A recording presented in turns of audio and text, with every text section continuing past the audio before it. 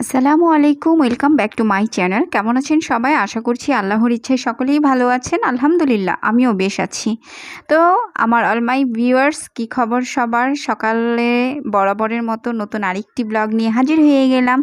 সকালে breakfast complete করে আমি আজকে কী রান্না করব তার মেনুগুলো একদম রেডি টেডি করে নিলাম।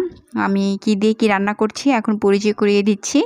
এই যে এখানে পাট শাক, আমি পাট শাকটা ধুয়ে তারপরে একটু কেটে নিয়েছি। আর এই যে শাপলা দিয়ে আজকে ইলিশ মাছ দিয়ে রান্না করব।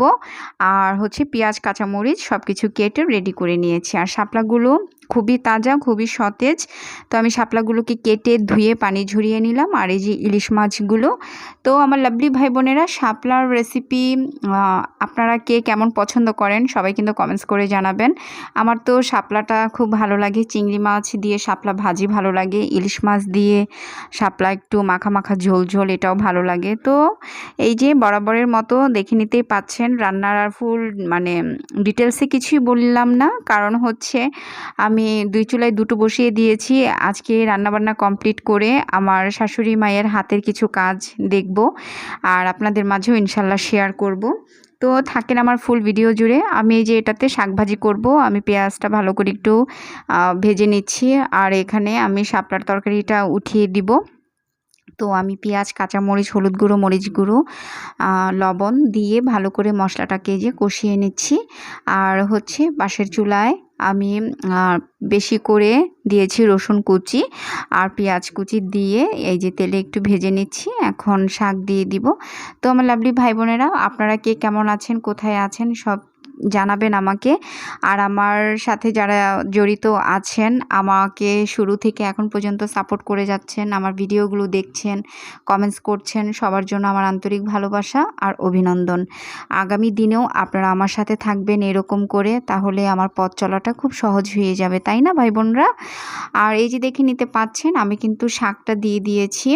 পেঁয়াজ কুচি আর রসুন কুচিটা ভেজে নিয়ে এখন একটু উল্টিয়ে নিচ্ছি মিক্সড করার জন্য। আর পাট শাকটা এমন একটি শাক, দেখা যায় যে পেঁয়াজ আর তেলের ভিতরে দিয়ে দিলে একদম ময়ান হয়ে যায়। তো আমার এই তো আর পাট শাক আমি চুলায় দিয়ে দিলাম, একটু নাড়াচাড়া করে রেখে দিলাম। আর এখানে যে শাপলাটা দিয়ে দিয়েছি, মশলাটা কষানো কমপ্লিট হয়েছে। শাপলাটা এবার ভালো করে দিয়ে মশলার সাথে কষিয়ে নিব। তো আমি এই যে মাছ টাছ দিয়ে দিলাম শাপলাতে, আর এখন একটু ঝোলও দিয়ে দিলাম। আমি ঢেকে দিব, তারপর রান্না করে নামিয়ে নিব। আর হচ্ছে কে কে শাপলার রেসিপি অনেক বেশি পছন্দ সবাই কিন্তু জানাবেন, এটা কিন্তু বারবার বলছি। আর বেশি বেশি করে লাইক কমেন্টস করবেন, কারণ ইনবক্সটা আপনাদের জন্য। আপনারা কমেন্টস করবেন, এটা দেখতে অনেক ভালো লাগে, মনটা ভরে যায়। আর হচ্ছে পাশের চুলাতে এই যে দেখে নিতে পাচ্ছেন, আমি আরও 3 পিস ইলিশ মাছ ভেজে নিচ্ছি। আর এই ফ্রাই প্যানটা আমার নিউ, গতকালকে আমার মা এই ফ্রাই প্যানটা আমাকে গিফট করেছে। তো এই যে নিউ ফ্রাই প্যানটাতে আজকে ইলিশ মাছ ভেজে নিচ্ছি। আর ফ্রাই প্যানটাতে আমি কাজ করে বেশ ভালো লেগেছে আমার, খুব ইজি মনে হয়েছে। আর হচ্ছে এই যে পাট শাক রান্না হয়ে গিয়েছে, আর শাপলা তরকারিটাও রান্না করে আমি নামিয়ে নিয়েছি। দারুণ ফ্লেভার বের হচ্ছে, আমার তো ভীষণ ভালো লেগেছে। আপনারা কিন্তু শাপলা তরকারি রান্না করে খেতে পারেন। আর এই যে ইলিশ মাছটা ভেজে নিয়েছি, এখন আমি চলে যাব আমার শাশুড়ির ঘরে। আর এই ভাতটা বসিয়ে দিয়ে গেলাম। তো আমার শাশুড়ির রুমে চলে আসলাম। আমরা তো সবাই এক বাসাতে থাকি, আর হচ্ছে আমার শাশুড়ি হচ্ছে আমার পাশের ফ্ল্যাটেই থাকে। তো চলে আসলাম। এই যে কাঁথাগুলো, এখন তো ভাদ্র মাস চলছে, আগের দিনের মুরব্বিরা, আমরা তো সবাই জানি ভাদ্র মাসে আলমারির কাপড় সবাই শুকায়, একটু রোদে দেয়। তো সেই রীতিনীতি অনুযায়ী আমার শাশুড়িও এই যে তার সমস্ত হাতের কাজের কাঁথাগুলো আজকে সব রৌদ্র দিয়েছে। তো আমার খুব ভালো লেগেছে, ভাবলাম এগুলো স্মৃতি ধরে রাখি, তাই ভিডিও করে নিচ্ছি। আমার লাভলি ভাই বোনেরা, এই যে হাতের কাজগুলো দেখতে পাচ্ছেন, এগুলো সব আমার শাশুড়ি নিজে করেছে, নিজে এঁকেছে, নিজে ডিজাইন করেছে, নিজে কালার কম্বিনেশন করেছে সুতা দিয়ে, এবং সে নিজেই এগুলো সেলাই করেছে। কেউ এখানে কোনো সেলাই করেনি, কারণ আমার শাশুড়ি মানে হাতের কাজের প্রতি তার দুর্বলতা বরাবরের, ছোটোবেলা থেকেই। আমার শাশুড়ি এই সাদার মধ্যে ডিজাইনের কাঁথা 20টা। আর অন্যান্য ডিজাইনেরও কাঁথা আছে, আমি আপনাদেরকে যতটুকু পারছি আজকে শেয়ার করছি। দেখে নেন কি সুন্দর করে ডিজাইন করেছে। আর এই নকশি কাঁথাগুলা কিন্তু এখন চাদরে এইভাবে নকশি করে, তাই না?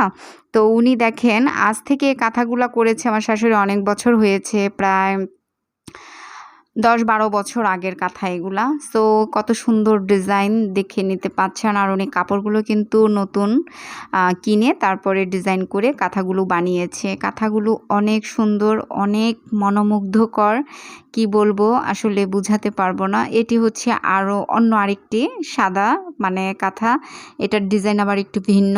আসলে এক একটা কাঁথার ডিজাইন এক এক রকম, আসলে আমার বলার কোনো ভাষা নাই।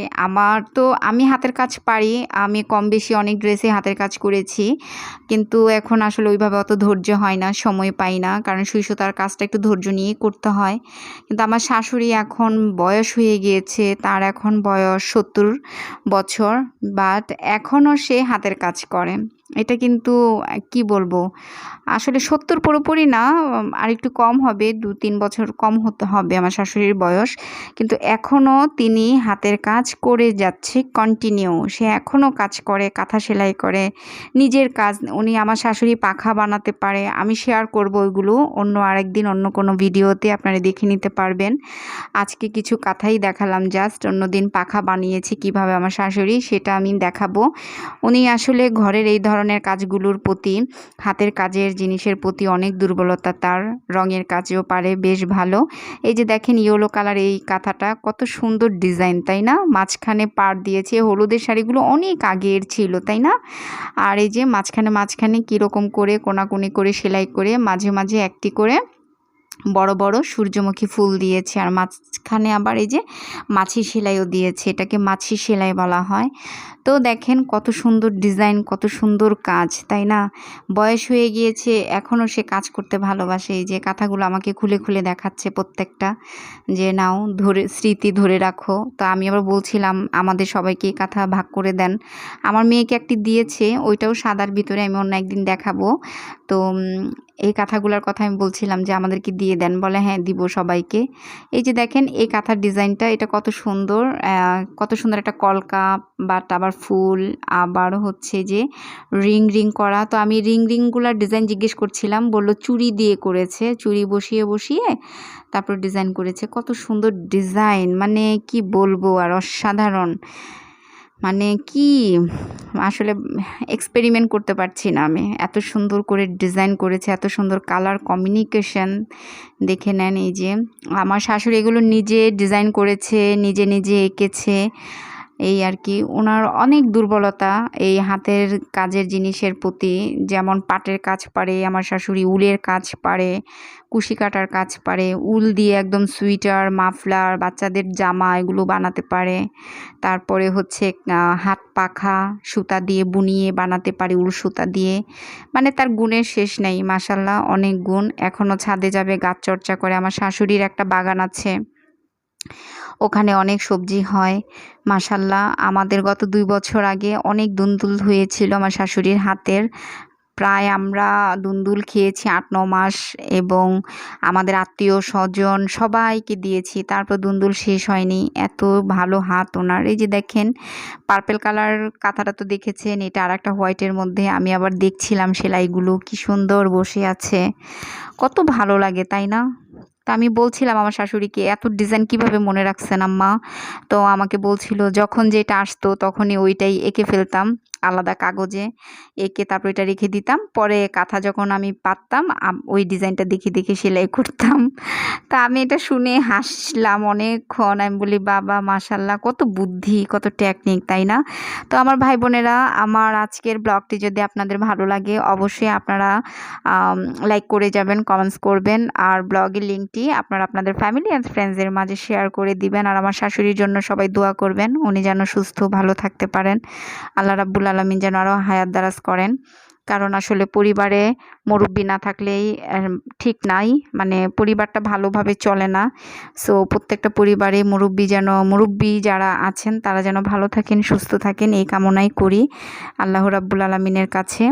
আর সবাই অবশ্যই বেশি বেশি করে কমেন্টস করে জানাবেন কেমন হলো কাঁথার ডিজাইনগুলো। আমার শাশুড়ি নিজে করেছে, এগুলো নিজে এঁকেছে। এই যে দেখেন আরেকটি বেগুনি কালার দিয়ে সাদা, বলে এটা শুধু মাছ ডিজাইন দিব। তো এটা আমি দেখেছি সেদিন সেলাই করে শেষ করেছে। সবাই ভালো থাকবেন। আসসালামু আলাইকুম।